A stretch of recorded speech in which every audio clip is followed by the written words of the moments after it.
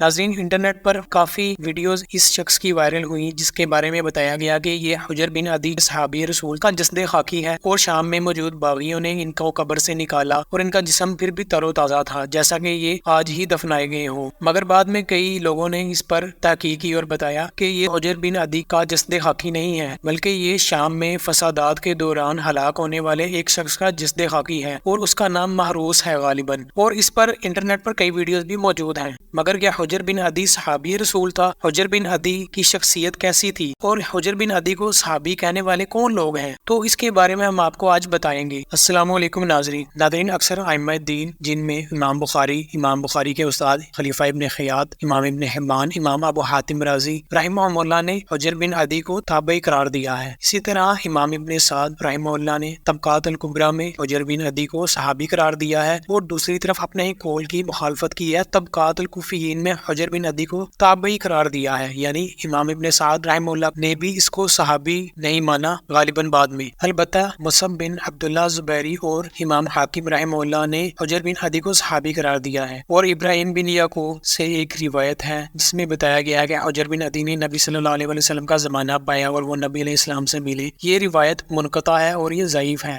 اسی طرح متاخرین میں امام ابن حجر، امام ابن جوزی، امام ابن العربی المالکی رحمہ اللہ نے حجر بن عدی کو تابعی قرار دیا ہے، اور امام ابن کثیر رحمہ اللہ البدایہ والنہایہ میں ابو احمد العسکری کے واسطے سے لکھتے ہیں کہ اکثر محدثین حجر بن عدی کو صحابی رسول نہیں مانتے تھے۔ البتہ متاخرین میں امام ابن اسیر اور امام ابن عبد البر رحمہ اللہ نے حجر بن عدی کو صحابی قرار دیا، یعنی کہ زیادہ ائمہ دین نے حجر بن عدی کو صحابی رسول قرار نہیں دیا بلکہ تابعی قرار دیا ہے۔ اور تابعی کیسا قرار دیا ہے اس کے بارے میں ذرا ہم بعد میں بتائیں گے، مگر اس سے پہلے آپ جان لیں کہ حجر بن عدی کے چاہنے والے لوگ وہ ہیں جن کو اکثر صحابہ سے کوئی واسطہ ہی نہیں، اور ان پر فلم بھی اس ملک نے بنائی ہے جس کی بنیاد ہی رافضیت پر ہے، جو کہ صحابہ کو مانتے ہی نہیں، اور یہ فسادی لوگوں میں شمار ہوتا تھا۔ البتہ یہ بہت زیادہ عبادت گزار تھا۔ ناظرین، حجر بن عدی سیدنا معاویہ رضی اللہ عنہ کے دور میں کوفہ میں باغیوں اور فتنے فساد کرنے والوں کا سرگنا تھا۔ حجر بن عدی کے چاہنے والے لوگ یہ کہتے ہیں کہ اس کو مجبور کیا گیا تھا کہ تم سیدنا علی رضی اللہ عنہ کی گستاخی کرو، حالانکہ یہ روایات ضعیف ہیں، جبکہ اس کے سامنے خطبہ دیا گیا اور خطبہ دینے والوں نے سیدنا عثمان رضی اللہ عنہ پر رحمت کی دعا کی اور قاتلین عثمان پر لعنت کی، تو یہ اٹھ کھڑا ہوا اور اس نے احتجاج کیا، اور یہ خطبے میں کنکریاں بھی مارا کرتا تھا، اور اس کو بغاوت اور فتنے فساد پھیلانے کی پاداش میں سیدنا معاویہ رضی اللہ عنہ نے کئی لوگوں سے مشورہ کیا کہ آیا کہ اس کا کیا کیا جائے، تو سب نے اس کے قتل کا مشورہ دیا، اور جس کی وجہ سے حجر بن عدی کا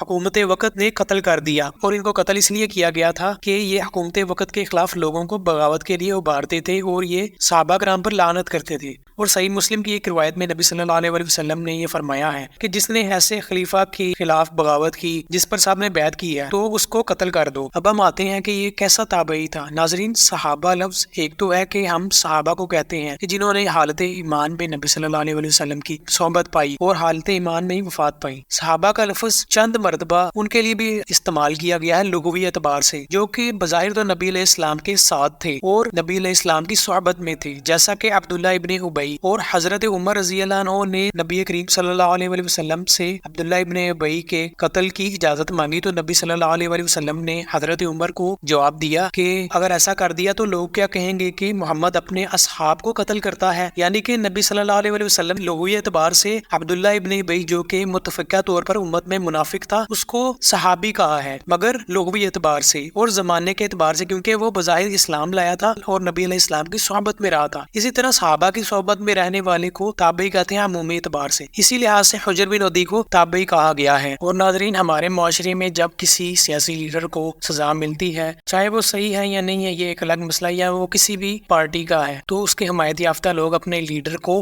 حق والا بنا لیتے ہیں اور اس کو ہیرو بنا لیتے ہیں، اور اس کے بارے میں ایسی باتیں مشہور کر دیتے ہیں کہ جیسے ہمارا لیڈر اس لیے سزا پایا کہ اس نے حق کا ساتھ دیا اور وہ غیروں کے آگے ڈٹ گیا، حالانکہ اکثر ایسا نہیں ہوتا ہے۔ اور حجر بن عدی کے معاملے میں بھی اس کے چاہنے والوں کا ایسا ہی رویہ ہے۔ انہی فسادیوں نے ہی تو صحابہ کرام کے درمیان اختلاف کروایا تھا اور یہ صلح نہیں ہونے دیتے تھے۔ تو ناظرین، یہ تھی آج کی ویڈیو، ملتے ہیں اگلی ویڈیو میں۔ السلام علیکم۔